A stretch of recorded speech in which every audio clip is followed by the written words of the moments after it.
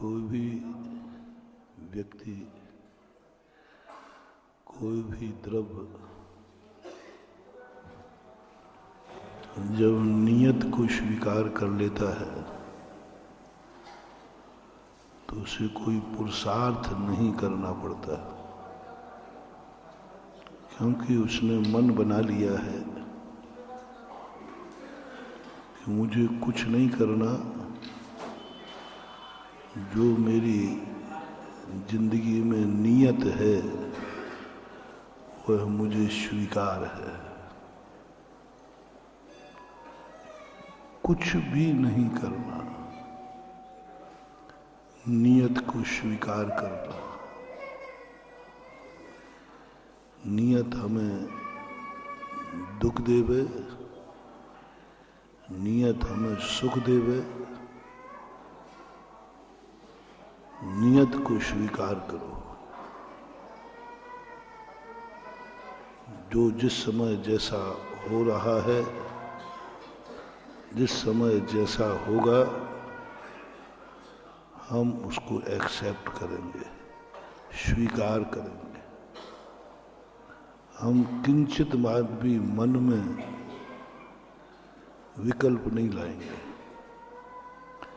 हम मन को बिल्कुल शांत चित्त होकर के नियत को स्वीकार करेंगे। जन्म हो या मृत्यु,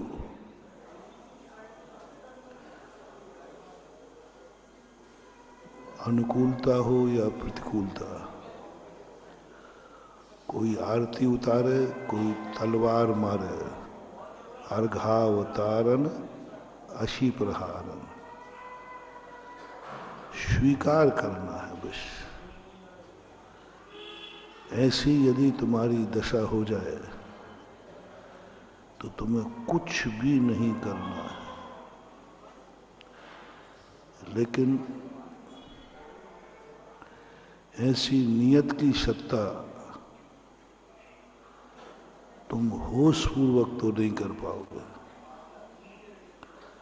तुम्हें बेहोश करना पड़ेगा। होश में तो तुम चीख पड़ोगे, होश में तो तुम नाच पड़ोगे। थोड़ा ही पुण्य का उदय आ जाएगा, नाचोगे, और थोड़ा ही पाप का उदय आएगा तो रोगे। दुनिया में आज तक कोई शख्स पैदा नहीं हुआ जिसने संसार में रह करके कभी कुचित कजाचित होगा भी तो 48 मिनट को होगा। उसके बाद तो वो या तो परमात्मा बनना पड़ेगा और या फिर उसको दुख भोगना पड़ेगा। कर ही नहीं सकते, क्योंकि नियत तो अच्छे बुरे कार्यों में आएगी। नियत तो ऐसे बहती है जैसे नदी बहती है, कहीं ढाल मिलेगा, कहीं पहाड़ मिलेगा, कहीं मैदान मिलेगा। नियत तो ऐसी बहती है जैसे आकाश में सूर्य चलता है, चलता रहता है। नियत की धारा जीने वाला व्यक्ति या तो जड़ होगा या फिर शुद्ध होगा। या तो पूर्णतः शुद्ध है और या पूर्णतः जड़ है, जिसे संवेदन ही नहीं होता। और यदि आप लोगों को ये नियत पर जाना है तो होश पूर्वक तो आप सहन नहीं करोगे, आपको बेहोश करना पड़ेगा। और ऐसे लोगों को आपने देखा जब अपने शरीर पर ज्यादा लोड पड़ता है, ब्लड प्रेशर हाई होता है या कोई चोट लगती है, तो प्रकृति तुम्हें कामों में भेज देती है, चक्कर आ जाता है। ये जो चक्कर आना है, गर्मी चढ़ जाए या ब्लड प्रेशर बढ़ जाए तो चक्कर आता है, ये चक्कर मालूम क्या है? जैसे आप बहुत ज़्यादा वेदना में हैं, बहुत ज़्यादा तकलीफ में हैं, तो डॉक्टर क्या करता है? नींद की गोली दे देता है, क्योंकि तुम तो तड़प रहे हो, तुम्हारी वेदना तो बहुत ज़्यादा है, इतनी जल्दी बीमारी ठीक नहीं की जा सकती। तुम्हारी तड़फन और वेदना देख करके बीमारी ठीक नहीं की जा सकती। तो डॉक्टर एक बात कहता है, इसको एक नींद का इंजेक्शन दे दो, और नींद का इंजेक्शन देते ही फिर वो इलाज करता है, फिर वो दवाई करेगा कि नींद का इंजेक्शन को दे दिया, अब आराम से सुप्त हो जाओ। प्रकृति क्या करती है? तुम्हें चक्कर ला देती है। चक्कर कुछ नहीं है, ये प्रकृति रूपी डॉक्टर का तुम्हें बेहोश करने का दवाई है। जैसे ही तुम्हें चक्कर आएगा, तैसे ही आपके शरीर में जो तकलीफ हो रही थी, ब्लड प्रेशर बढ़ रहा था, वो शांत हो जाता है। और ज्यादा तुमने अटैक किया तो कोमा में भेज देता है। यदि वो कोमा में नहीं भेजती प्रकृति तो तुरंत मर जाता, ब्रेन हेमरेज हो जाता, हार्ट फेल हो जाता। प्रकृति ने कहा इसको जिंदा रखना है, इसको बेहोश कर दो, कोमा में भेज दो। कोमा में रहने वाले व्यक्ति का आज तक ब्रेन हेमरेज नहीं हुआ, कोमा में रहने वाले का कभी हार्ट अटैक नहीं होगा, कोमा में रहने वाला व्यक्ति कभी डिप्रेशन में नहीं आता, कोमा में रहने वाला व्यक्ति कभी पागल नहीं हो सकता। ये प्रकृति का वरदान है, और वो जल्दी नहीं मरता। यदि वो कोमा में नहीं जाता तो मर गया होता। कोमा वह डॉक्टर की दवाई है जो तुम्हारे लिए अब तुम फिर उसका कुछ भी करते रहो, आग में जला दो, चोटकोटी ले लो, काट दो, पीट दो, उसको कोई मतलब नहीं है। अब तुम्हें जो करना है तो करो, पहले नहीं कर सकते थे। अब मैं भी अब छिपी टोला में आ गया।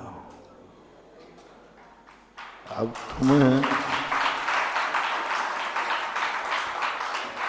तुम्हारे लिए मैं पूछ रहा हूं, नियत के भरोसे चलना है।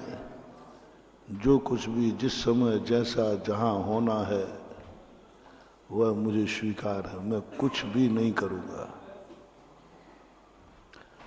अच्छा होवे तो और बुरा होवे, मुझे तो कुछ नहीं। खाने को मिल जाए तो खा लूंगा, और नहीं मिले तो भूखा रह जाऊंगा।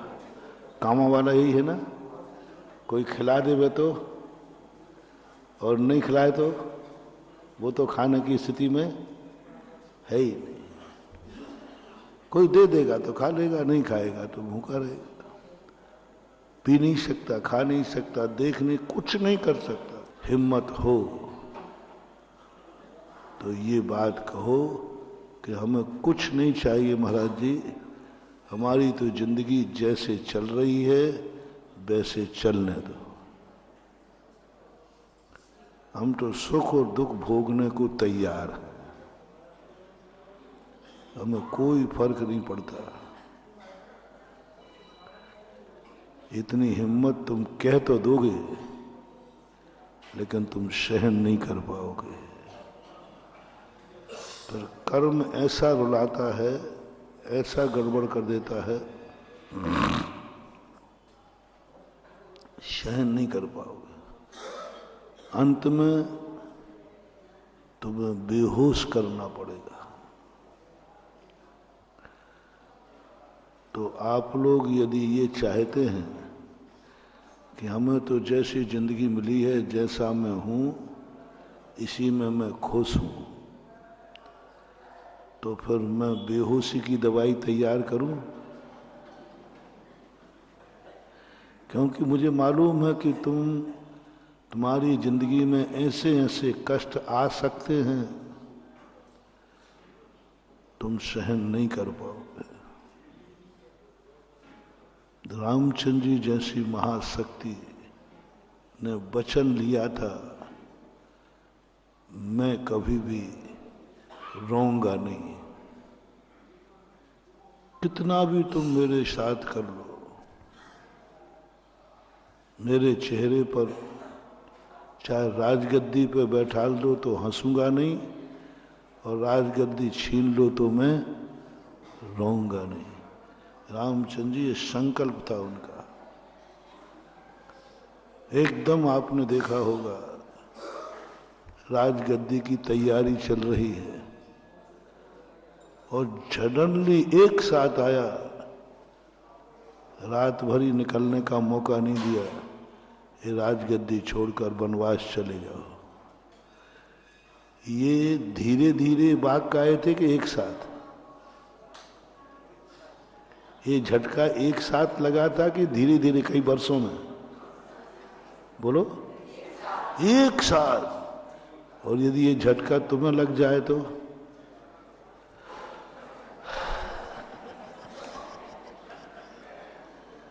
चेहरा उतर जाएगा, स्थिति बन जाती है।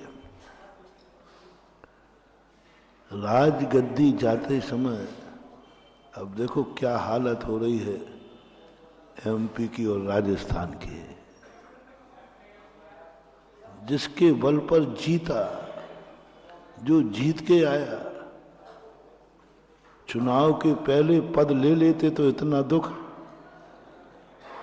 जीतने के बाद 17 साल तक मुख्यमंत्री रहा, उसके बावजूद साइड में खड़ा हो जा भाई, साइड में ना चला।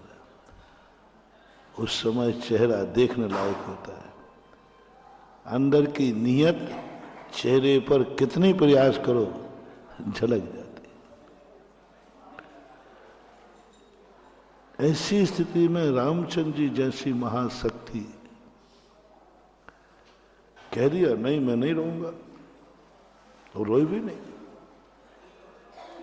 राजगद्दी की तैयारी कर रहे थे तब भी मुस्कुरा रहे थे, और वनवास गए तब भी मुस्कुराते हुए गए। उन्होंने नियत को नकार दिया, बोले हे नियत, हे किस्मत, तुझे जो कुछ करना है कर, मैं रोने वाला नहीं हूं। कर्म कहता है रामचंद्र जी आप दुनिया के भगवान हो, स्वयं में भगवान हो, मेरे से पंगा मोल मत लो। बोले क्या करेगा तू? मैं ज्ञानी हूं, मैं सम्यक दृष्टि हूं, मेरी आत्मा की अजर अमर अविनाशी है, तू मेरा कुछ भी नहीं बिगाड़ सकता है। राजगद्दी ले रहा है, ये ले ले, मुझे क्या फर्क पड़ता है? हे पकड़ राजगद्दी। कर्म ने कहा देख राजगद्दी छीन रहा हूं, बोले छीन ले, क्या फर्क पड़ता है?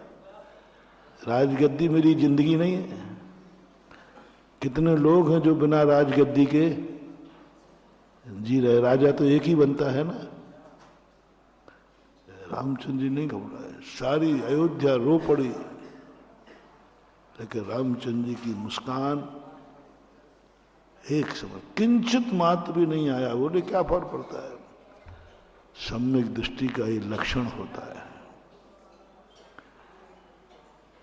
आकस्मिक जो विपत्ति आती है, एक 7 भयों में एक आकस्मिक भय होता है। उस आकस्मिक भय का अर्थ है नहीं कि कोई पीछे से हाथ रखे और अपन बिदक जाए, ये भय तो रहेगा। एकदम होगी कोई आवाज आ जाए तो अपन सब, ये भय का चर्चा नहीं हुआ। भय का अर्थ है आश्चर्य। कितनी भी घटना घट जाए, सम्यक दृष्टि को आश्चर्य नहीं होता। अच्छा, ऐसा भी होता है क्या? तो रामचंद्र जी कोई आश्चर्य नहीं हुआ, देखो तुम्हारी राजगद्दी छीनी जा रही है। बोले क्या पर पड़ता है, ये तो इस सृष्टि का स्वभाव है, छीन रहे, ये तो पुण्य पाप फल माई, हरख बिलखो मत भाई। अच्छे दिन आए तो भी कर्म से आए, बुरे दिन आए तो भी कर्म से आए, दोनों कर्म है। ज्ञानी यही विचार करता है, अच्छे दिनों में फूलता नहीं, बुरे दिनों में रोता नहीं। अच्छे दिन आते हैं, मैंने अभी विगत दिनों में कहा ना, तुम्हारे धर्मात्मा होने की पहचान क्या है? तुम धर्मात्मा हो। तुम मंदिर आ रहे हो इसलिए धर्मात्मा की निशानी नहीं है। तुम महाराज के प्रवचन सुन रहे हो, ये धर्मात्मा की निशानी नहीं है। धर्मात्मा की निशानी वो है कि जितना जितना धन बढ़ता जाए, जितना जितना संसार बढ़ता जाए, उतना उतना उसका धर्म बढ़ना चाहिए तो होगा। हर चीज में लगा लेना। शरीर है, जितना जितना शरीर स्वस्थ रहेगा, दुख के दिनों में नहीं कह रहा हूं, जितना जितना शरीर स्वस्थ रहेगा उतना उतना वह धर्मात्मा बनता जाएगा। शरीर की निरोगता जैसे जैसे बढ़ी, निरोगी होकर रोगी जैसी जिंदगी जियो। जैसे रोगी शरीर से कमजोर व्यक्ति भोगों को नहीं भोग पाता, क्योंकि वह कर्म ही नहीं भोगने देगा, उसको ऐसा कमजोर बना दिया।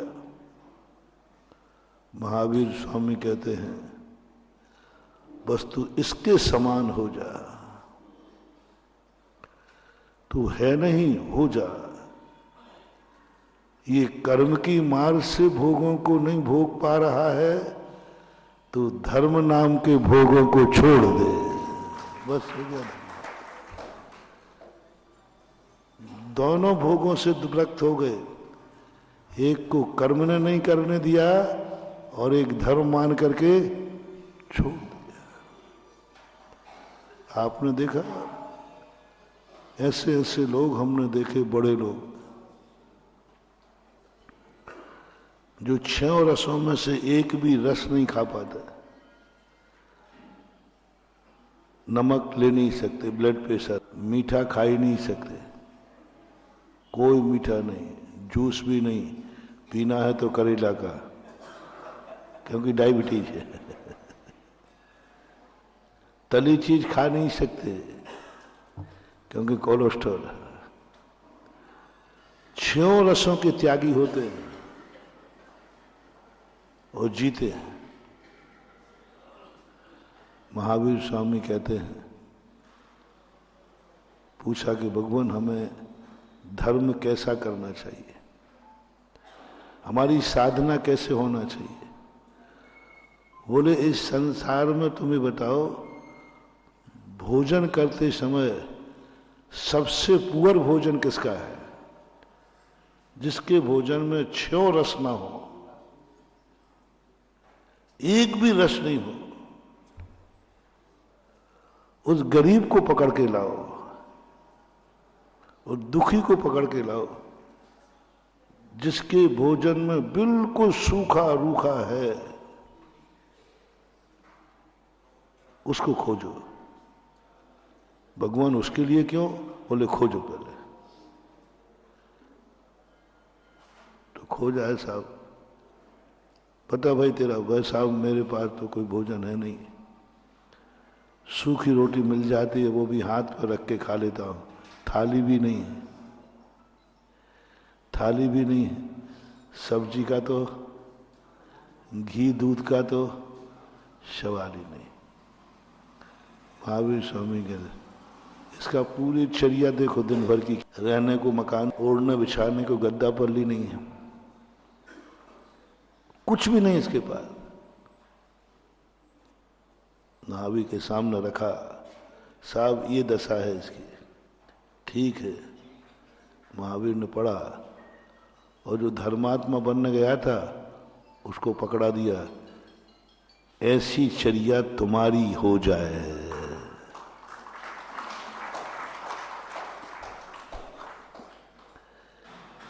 जो ये कर्म करा रहा है वैसा तू धर्म मान के कर, धर्म मान के नीरस भोजन कर, धर्म मान के हाथ पे भोजन कर। ये गरीब कर रहा है ना हाथ पे, गरीब लोग देखे ना, मजदूर लोग कैसे भोजन करते हैं, हाथ पे रख के करते, थाली यही नहीं। महावीर ने अपने फॉलोवर से कहा, जो जो दशा इसकी कर्म करा रहा है उसी उसी दशा को तू धर्म मान के कर, बस यही धर्म है। अपन तो इसलिए गए थे महावीर स्वामी के, आज भगवान महावीर स्वामी चक्रवर्ती के भोग दिलवा देंगे, है ना, बड़ा वैभव संपदा दिलवा देंगे और कहेंगे ठीक है बेटा, धर्म आशीर्वाद देता हूं, चक्रवर्ती भव, सौ धर्मेंद्र भव। महावीर स्वामी ने तो कौन सी लिस्ट पकड़ा दी, ये सबसे गरीब है, इसको सर्दी से बचने का कोई कोट नहीं इसके पास, कोई रजाई नहीं, कोई गद्दा नहीं, खाने को थाली नहीं, नीरस भोजन है, बस ऐसी दशा तू कर ले। भगवान क्यों, ये तो कर्म का मारा है, मैं थोड़ी कर्म का मारा हूं, मेरे पास तो सब कुछ है, थाली भी है, घी भी है, दौलत भी है, रजाई भी है, गद्दा है, 18 करोड़ घोड़े हैं, 84 लाख हाथी हैं, 18 करोड़ 360 रसोइया बनाने वाले हैं, सब है, तो मैं क्यों? बोले बस धर्म और कर्म दोनों, कर्म की मार से जो हुआ है ऐसा तू धर्म की मार से हो जा, बस यही धर्म है। क्या बात है मालूम, दोनों में कोई अंतर नहीं है। आप तुम्हारे साधु को देख लीजिए, रसों को त्याग करके जाता है, जैसे वो गरीब के भोजन को देख करके, क्या ये भोजन है, आंसू आ जाते हैं। बोलो मानो, दिवाली के दिन, अच्छे दिन में एक गरीब बाजरे की सूखी रोटी खा रहा हो, जिसमें घी नहीं, नमक नहीं, कुछ भी नहीं है, उसको देख करके यदि हम थोड़े भी सम्यक दृष्टि हो तो वो लोग कैसा लगेगा, दया आएगी कि नहीं? मुझे तो आएगी, तुम्हें आएगी कि नहीं? आएगी, आएगी, तुम भक्त हो, थोड़ी थोड़ी तो आएगी, आएगी, आएगी, आना ही चाहिए। मालूम, यही स्थिति महावीर के भक्त कहते हैं, ये स्थिति तेरी हो जाए, तेरा तू भोजन कर रहा है और तुझे देखकर दुनिया की आंख में आंसू आ जाए, ये कोई भोजन है क्या? जैसे उस गरीब को देखकर आया, ये कोई जिंदगी है क्या? आप हमारे पूज्य गुरुदेव आचार्य विद्यासागर महाराज का हार देखना, रो पड़ोगे। आगरा में ऐसा एक भी गरीब नहीं है, आगरा में एक भी गरीब नहीं है जो गरीबी का भोजन हमारे आचार्य श्री करते हैं। आज तक भिखारी भी इतना गरीब नहीं मिला मुझे।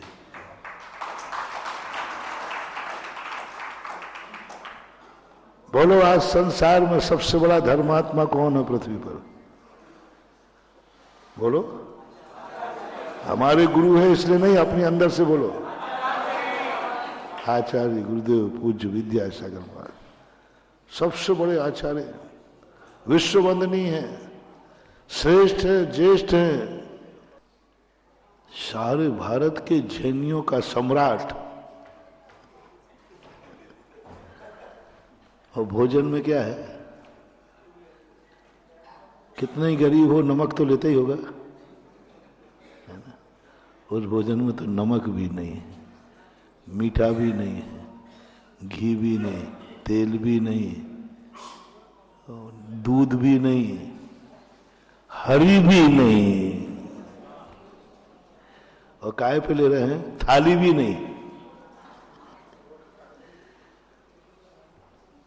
फिर भगवान कहते हैं, तो भगवान ये तो क्या हुआ, धर्म को करीब को तुमने एक कर दिया।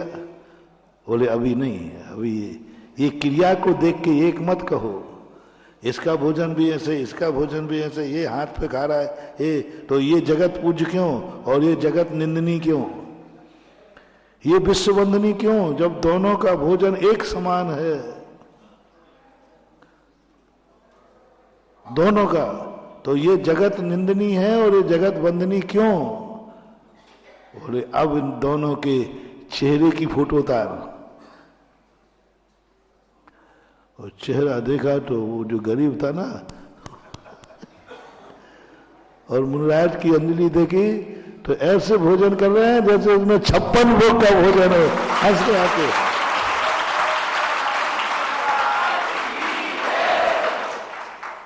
ओहो ले तप बड़ा वन हेतु नहीं तन पोस दे तज रसन को। महात अपने तप को, अपने शरीर को जितना जरूरी है उतना ले लेते हैं, कोई और मुस्कुराते हुए। बस जो अपने धर्म की मार से जो गरीबी आती है उसको मुस्कुराते हुए जो झेल लेते हैं वे विश्व वंदनीय हो जाते हैं।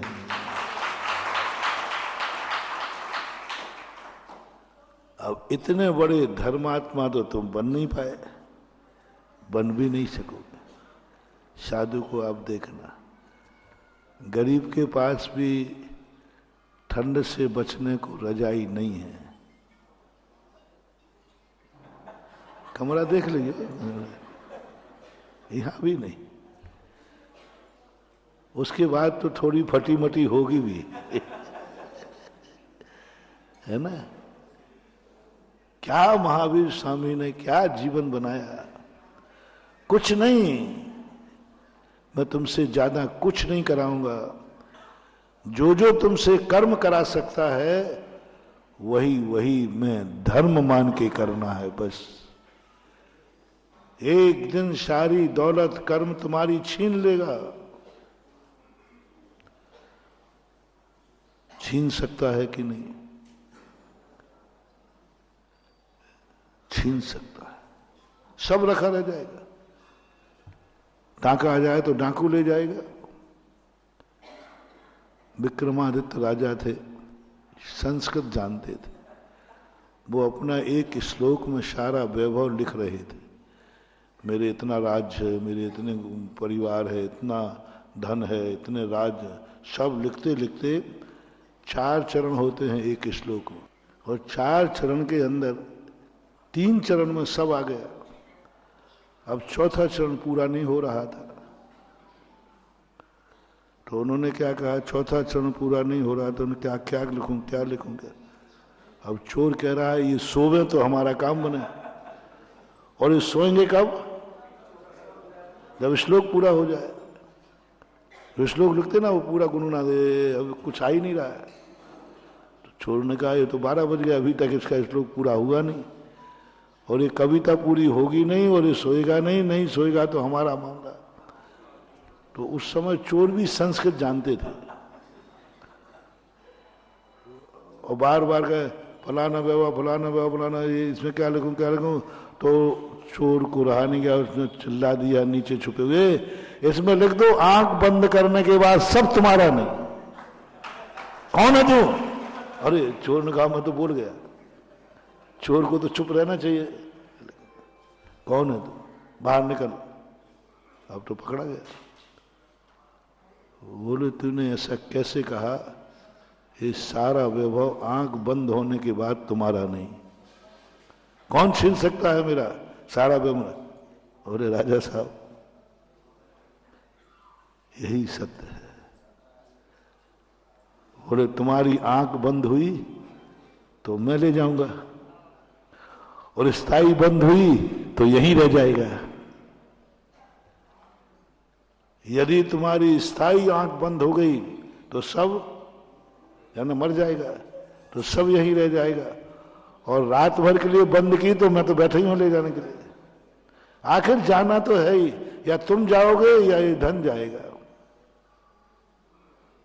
उस चोर के लिए राजा ने राजसभा में सम्मान किया।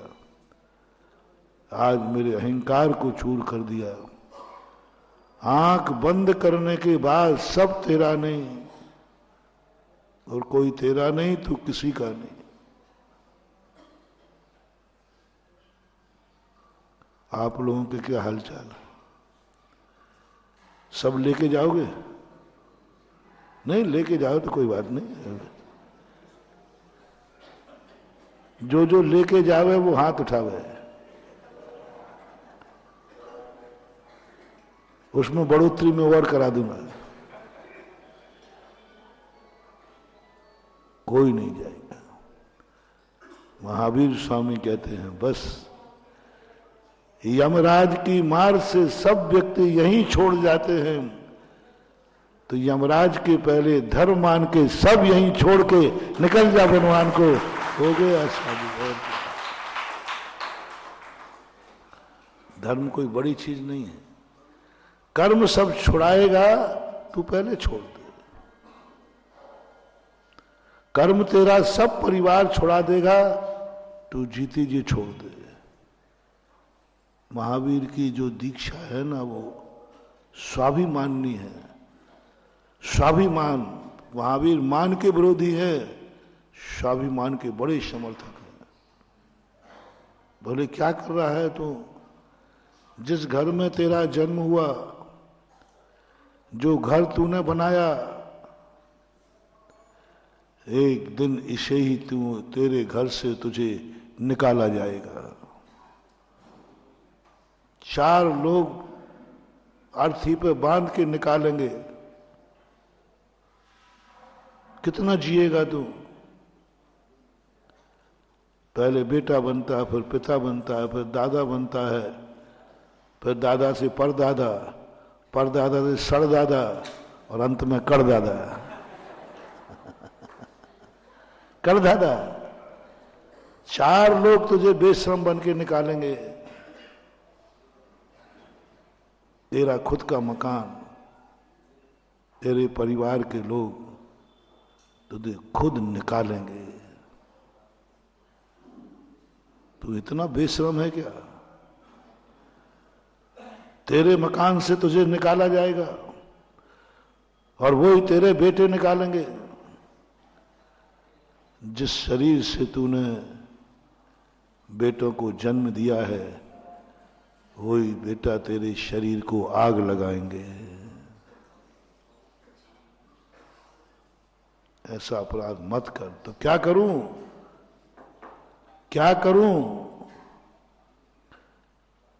जिस घर को मैंने नागल किया है, लो स्वाभिमानी सुनो, जैन दर्शन का रहस्य सुनो। मोक्ष के लिए तो है ही ये साधन, लेकिन संसार के लिए देखो। जिस घर में मैंने नगर जन्म लिया है, जिस घर का मैंने नागल किया है, जिस घर की मैंने पूजा की है, इस घर को मैं मरघट नहीं बनाऊंगा। इस घर में मैं नहीं मरूंगा। सम्यक दृष्टि जीव, आसन भव जीव घर का नागल करता है, जन्म लेता है, लेकिन घर में मरता नहीं है। घर को मरघट नहीं बनने देता। इस घर में मैं मरूंगा नहीं, ये घर मरघट नहीं होगा। क्योंकि नागल किए हुए स्थान पर किसी का मरण हो जाता है तो उस घर की सिद्धि धीरे धीरे खत्म हो जाती है। जिस घर को जिसने मनाया हो, जिस घर का जिसने नागल किया हो, उस घर में उसी व्यक्ति की मौत होना आगे वाली पीढ़ी के लिए बहुत खतरा है, बहुत अपशगुन है। क्योंकि इसमें वही व्यक्ति मरा है जिसने मकान बनाया, जिसने नागल किया था, वही मरा है। अब वो आगे आने वाली पीढ़ी को सिद्धिदायक नहीं होगा, कहीं ना कहीं परेशान करेगा वो। क्योंकि मरघट वास्तु के अनुसार मरघट की भूमि, मरघट का मकान, मरघट का आवास कहीं ना कहीं से दुख देगा। वास्तु कहती पहले ये बताओ शुभ स्थान कौन सा है जिसमें किसी का मरण न हुआ हो। सबसे बेस्ट मकान, जिस भूमि पर किसी का मरण नहीं हुआ, सबसे बेस्ट भूमि। आगरा में ऐसा कौन सा मकान है न मरण हुआ है, न हो रहा है और न होगा? छिपी टोला में वो मकान बहुत शुभ है, बहुत शुभ है वो मकान। पीढ़ी दर पीढ़ी फलेगा, पीढ़ी दर पीढ़ी। तो क्या तुम अपने बच्चों का भविष्य उज्जवल नहीं चाहते? मैं तुम्हें मोक्ष नहीं ले जा रहा हूं। बोलो, क्या तुम अपने बच्चों का भविष्य उज्जवल नहीं चाहते हो? क्या तुम्हें अपने बच्चों से प्रेम नहीं है? तो नियम करो, मैंने जिस मकान में नागल किया है, बच्चे को जन्म दिया है, उस मकान को मरघट बना के नहीं छोड़ूंगा और उस मकान में मैं नहीं मरूंगा, नहीं। बच्चे को ये मकान देके जाऊंगा। मैं वो वस्तु नहीं दूंगा बच्चों को। मेरे मरने के बाद, मैंने चातुर्मास में कहा था, मरने के बाद पिता की संपत्ति तुम्हें अपने नाम कराना पड़े, जाओ, तुमने बहुत बड़ा कोई दुर्घटना, सुखी नहीं रह पाओगे। मरने के बाद तुम्हारे बेटे को तुम्हारी संपत्ति पर नाम दर्ज कराना पड़ा, क्या दे करके? क्या दे करके? मृत्यु प्रमाण पत्र कौन पेश कर रहा है नगर पालिका में? आकस्मिक मर जाए कोई ना, तो फिर क्या देना पड़ता है? मृत्यु प्रमाण पत्र देना पड़ता है।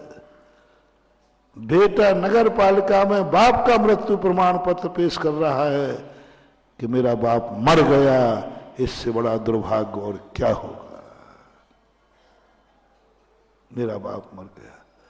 सबूत देना पड़ता है कि मैं उनका बेटा, दो गवाह और लाओ। आज बाप को सिद्ध करने के लिए हमें दो गवाह चाहिए, क्योंकि बाप मर गया तब संपत्ति मिलेगी। कितना बड़ा अशुभ कर रहे हो। महावीर का जो भी सिद्धांत है, महानुभाव मल्टीपर्पस है। इधर मोक्ष को साधते हैं, उधर संसार को संभालते हैं। यदि मोक्ष नहीं मिला तो संसार संभलेगा। तुम्हारी संतान दिन दूनी रात चौगनी फलेगी। तुम्हारे बेटे को मृत्यु प्रमाण पत्र लेके दुर्भाग्य है। वो बेटा दुर्भागा है कि ऐसे बाप के पैदा हुआ जिसका मृत्यु प्रमाण पत्र नगर पालिका में पेश करना पड़ा, अपने हाथ बनवाना पड़ा, लिखो मेरा बाप मर गया है। और 2 लोगों के हाथ जोड़ना पड़े, भैया गवाह दे दो मेरे ही बाप था, मेरा ही बाप था। महावीर स्वामी कहते हैं बापों से अपने बेटे को ऐसा मत करो, अपने जीते जी सारी संपत्ति उसको दे के जाओ, वो भेंट कहलाएगी। पिता की संपत्ति जीते जी मिलती है वो भेंट है, और मृत्यु के बाद मिलती है तो वो भेंट नहीं है, वो दुर्भाग्य है। इसलिए महावीर स्वामी ने स्पष्ट कहा, जैसे ही बेटा बड़ा हो जाए अपनी सारी वसीयत बेटे के नाम करो। महाराजा दशरथ अभी जवान थे, बड़े बेटे की शादी हुई थी। बड़े बेटे के समय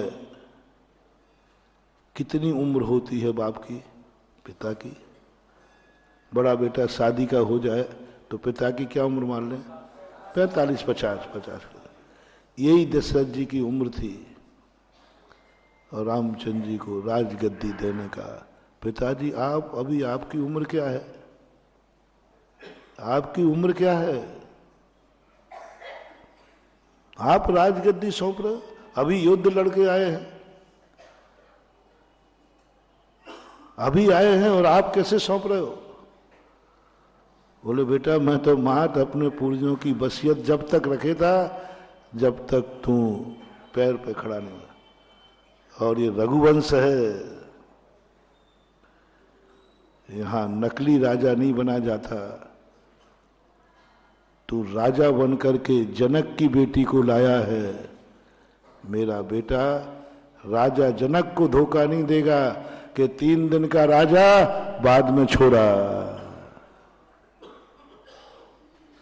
तू धोखा दे के लाया, 3 दिन का राजा बनता ना, दूल्हा राजा बोलते हो। तो आजकल तो 1 दिन का ही बनने लगा। 1 दिन का राजा, बाद में राजा बजाएगा बाजा, बस 1 दिन का राजा बनते हो, और बाद में जो बनते हो वो तुम्हें सब मालूम है। क्षत्रिय कुलीन जो होता है वो झूठा राजा नहीं बनता। उसका बाप कहता है झूठे राजा नहीं, जनक की बेटी तू राजा बन के लाया है, बेटी को पिता ने रानी बना के भेजा है, और अब वो बहू बन के रहेगी। तू राजा बन के जनक पुत्री लाया है, अब तू सादा राजकुमार बन के रहेगा? नहीं, ये रघुवंश है, इसमें मायाचारी छल कपट नहीं चलता, स्वार्थ नहीं चलता। सीता रानी बन के आई है तो अब जिंदगी भर रानी बन के ही रहेगी, और तू राजा बन के लाया है तो जिंदगी भर आज के बाद राजा तू रहेगा। वो तुरंत राजगद्दी का मुहूर्त निकाल दिया। पहले के राजा महाराजा जितने अच्छे राजा थे, राजगद्दी बेटे के मांगने के पहले, उस बेटे की दुर्दशा बाप की दुर्दशा होती है। बेटे के मन में ये भाव आ गया, बाप तो छोड़ता ही नहीं है चाबी, मुझे मौका ही नहीं देता। समझ लेना तुमने निपुते होने का लक्षण बांध दिया, छोड़ते ही नहीं। एक बार भी पिता को बेटे को भाव आ गया, क्या कर रहा है? अच्छे बेटे की, शराबी जुआड़ियों की नहीं कह रहा हूं, उनको तो देना ही नहीं चाहिए। मैं तो एक अच्छे बेटे का लक्षण बता रहा हूं। अच्छे बेटे के मन में भाव आ गया, पिताजी तो मुझे मौका ही नहीं दे रहे। इस अवस्था में भी हर कार्य में स्वयं आगे आ जाते। अब मैं भी बड़ा हो गया हूं, कहीं भी किसी रिश्तेदारी में जाना है तो पिताजी पहले ही तैयार हो जाते, मुझे तो कहीं जाने नहीं देते। और दोनों बेटा बहू चर्चा कर रहे हैं पिताजी का कैसी चले। हर चीज में आगे रिश्तेदारी का निमंत्रण आया, अब तुम बाप हो और तुम्हारा बेटा है, बेटे की शादी हो गई है, तुम है बोलो, और निमंत्रण आया है और तुम पहले से तैयार हो गए। उन्होंने देख लिया पापा तैयार है।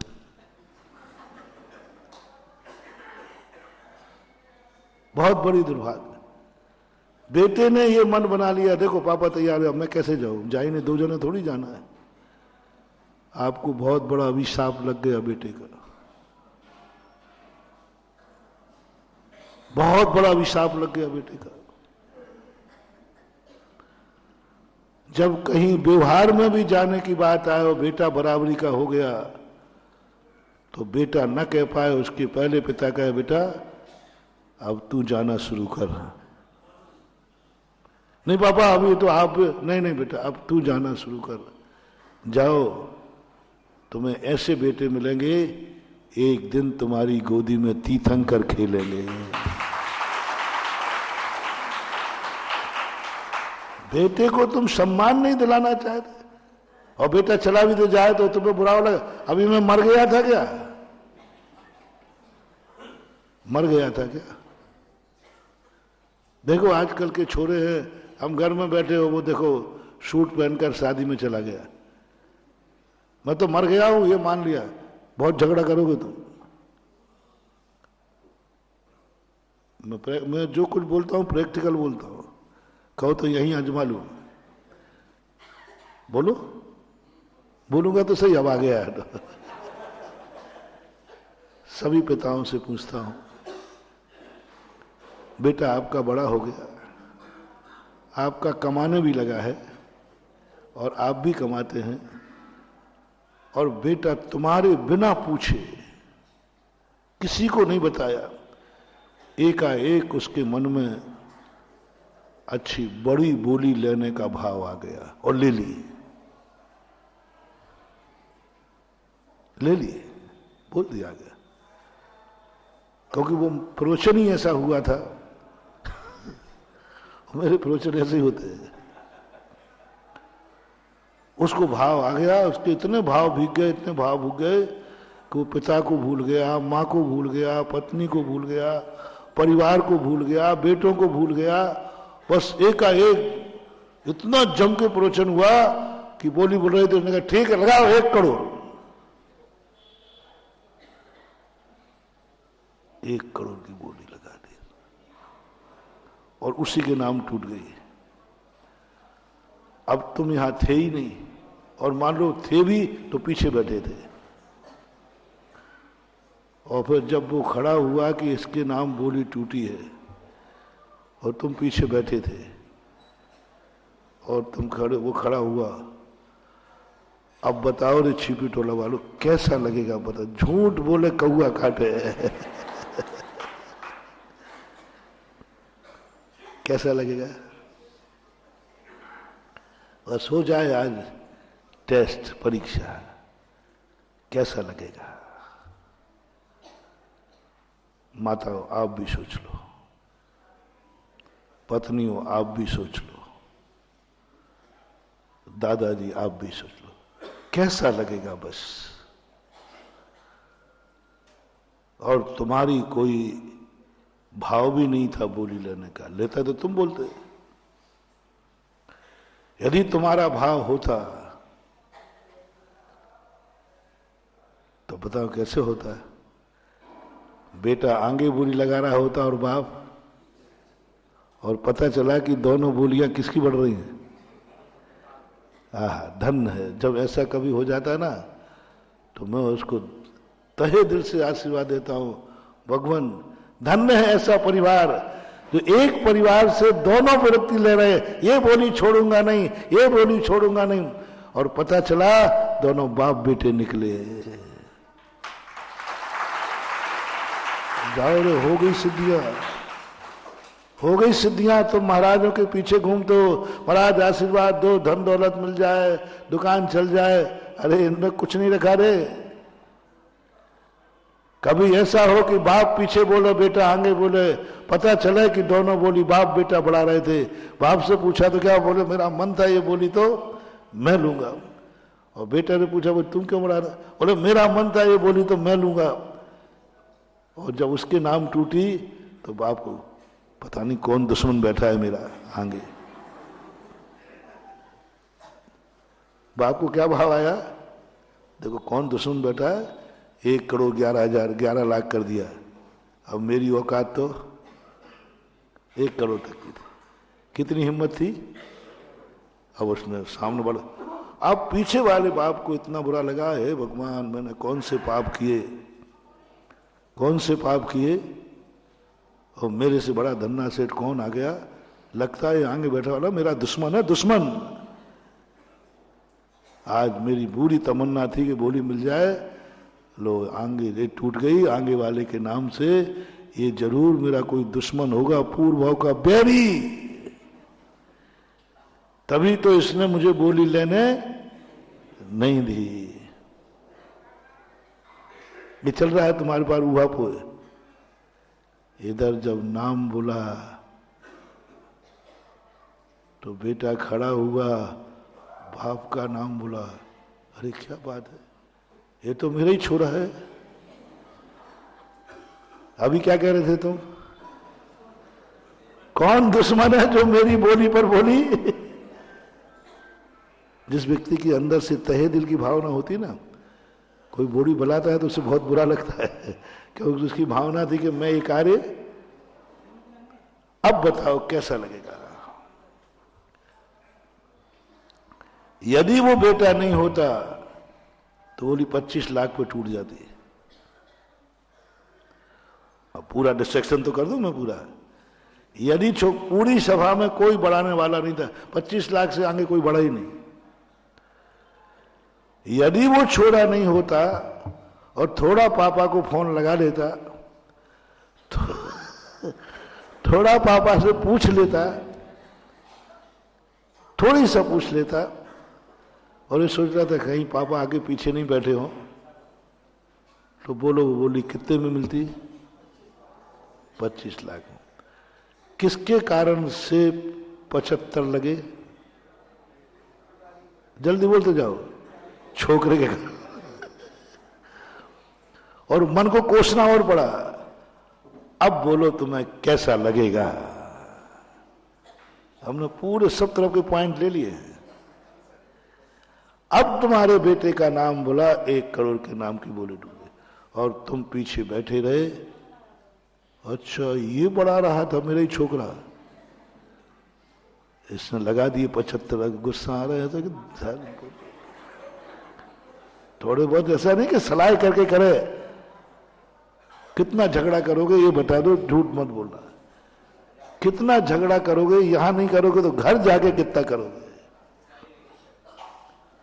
मूर्ख मालूम 25 में टूट जाती। 25 के बाद कौन बढ़ रहा था, बोले मैं ही बढ़ रहा था, तो थोड़ा पूछ नहीं सकता था। तो बेटा भी कम नहीं है, वो छिपू टोला का है। आप भी तो बाप हो, हम बराबरी के, आप नहीं पूछ सकते थे मेरे से।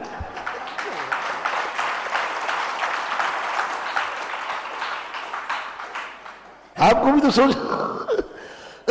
सोचना चाहिए कि मैं आपकी बराबरी का हो गया, आपको पूछना था। लो थारी मारी हो गई कि नहीं, तूने मेरे पूछा ही नहीं, मैं तेरा बाप हूं। तो वो कहता है कि कैसा बाप है, बराबरी का होगा तो भी मेरे से सलाह नहीं करता।